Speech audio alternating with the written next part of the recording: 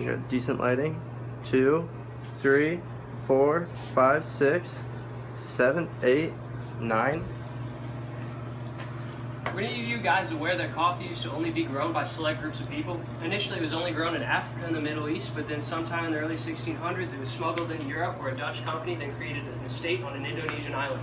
From there, plantable beans were stolen countless times by many individuals, eventually bringing this drink to the forefront of society. Now that it's reached this point, there are endless ways there are endless styles, processes, and methods to brew an ideal cup of coffee for each individual. With this in mind, I'll be showing you how to brew three different types of drinks. It will be a traditional cup of coffee, an espresso shot, and a latte. While I'm doing this, I'll be explaining some of the minute details that gives coffee its unique flavor. According to Smithsonian Magazine, the most popular type of coffee in the United States is the traditional cup of coffee, easily accessible anywhere from a gas station to a diner or even a high-class restaurant. There are also many ways to brew a traditional cup of coffee, but today I'll be showing you what's called the V60 hand brew method. This method has been increasingly growing in popularity, as you can brew yourself a single cup from a select origin. So the first thing we do is we wet the filter. This gets rid of the initial flavor the paper may leave. It warms this glass container and it settles the filter into the shape of the ceramic cone. Next, we add our coffee and a small amount of water on top. We then let this sit for about 30 seconds. This is called blooming the coffee. It allows the coffee to degas, so to speak, eliminating some of the lingering bitterness that tends to accompany this drink as well. So I've ground the coffee just before I began this presentation. But normally it's best to wait till immediately before you brew the cup to do so, otherwise the flavor will not be as intense. So now that it's been right around 30 seconds, we can add our next portion of water, 120 grams. This brings our total weight up to just about 150. So at this point in society, the process of brewing coffee has reached what is called the third wave. The first wave was merely brewing coffee for the masses to enjoy. The second wave was noticing and appreciating the differences between good and bad coffee. Now the third wave relies on two things in particular: purchasing coffee from a select location and an emphasis on time and weight. Now, about a minute into the brew, we can add our next large portion of water, which will be another 100 grams. So Third Wave Coffee has essentially come up with an algorithm on how to brew each individual cup.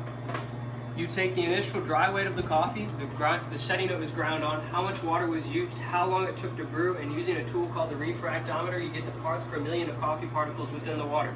Together, these things give you the extraction rate, which should fall in between 18 and 22%.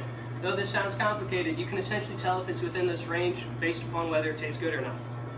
A minute and 30 seconds into the brew, we add another 50-gram dose. At this point, you may be wondering why I'm adding these at such a strange time interval. The reason being is I'm messing with two portions of the brewing process: the water used and the time it took to brew. I'm adding the final water weight at a time that makes the coffee taste the best. If I were to add all of it at once, it would taste sour, a key sign of under extraction. Now around a minute and 45 seconds, we add our last 50-gram dose and we're done. So we're going to let this drain. A few things I forgot to mention: the initial weight of the coffee was 25 grams. The grind setting it was on was the same as a traditional drip cup, essentially as middle of the road as you can get. And lastly, the water temperature was between 200 and 210 degrees, as this brings out the best flavor the coffee has to offer. So we'll come back to this later. We'll move down here. Unlike the United States, over the majority of the world, espresso drinks tend to be the most popular items, with most bars and restaurants having an espresso machine that can be ordered from at any time. For this method, you'll need slightly less coffee, as the drink will be smaller, though significantly more intense. I've already weighed out the 19.5 grams that would be used for this example. We tamp the coffee at about 30 pounds per square inch to come up with an even saturation.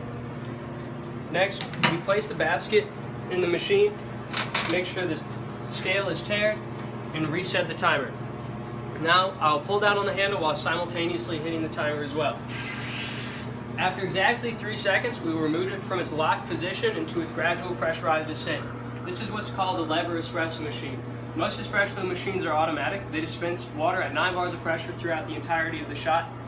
So as the resistance of the coffee decreases, the shot will continuously speed up, creating quickly pulled yet perfectly pulled shots as well. This machine, on the other hand, has a pressurized water chamber that dispenses water at 12 bars of pressure and decreases to 6. So as the resistance of the coffee decreases, the water pressure decreases at an equal rate. creating longer yet more well-rounded shots. See, now this is a perfectly pulled shot. It has a light layer of bubbles on top and some slight dark streaks in there. This is generally what a good shot looks like.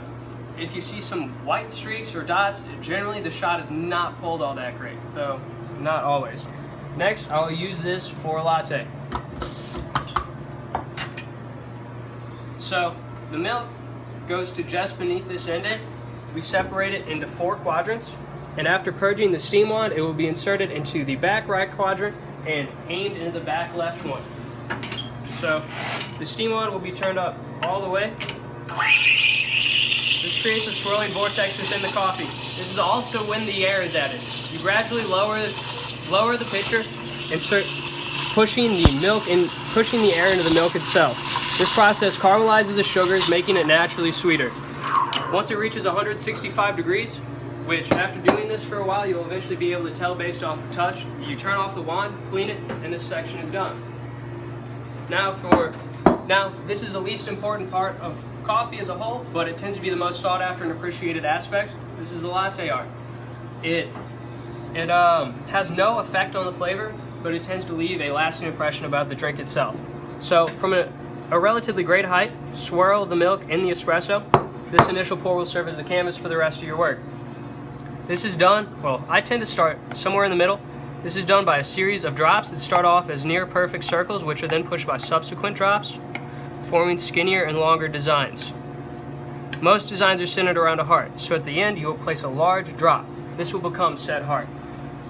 So when the spout is lifted, the gravity tends to take a hold in a greater manner, pushing the affected areas down, which are then covered up by the surrounding foam. This is normally done in one concise manner, so please excuse this possibly not so great finished product. Anyway, just lift. There you have it. Completed latte. Tiggler design. This method of pulling shots and pouring art can be applied over many drinks within this shop, encompassing a wide array of flavors. The most important thing to keep in mind when brewing coffee is this.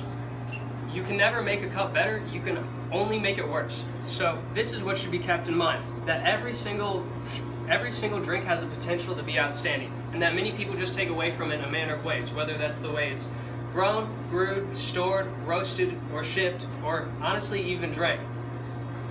All these aspects should be applied whenever available.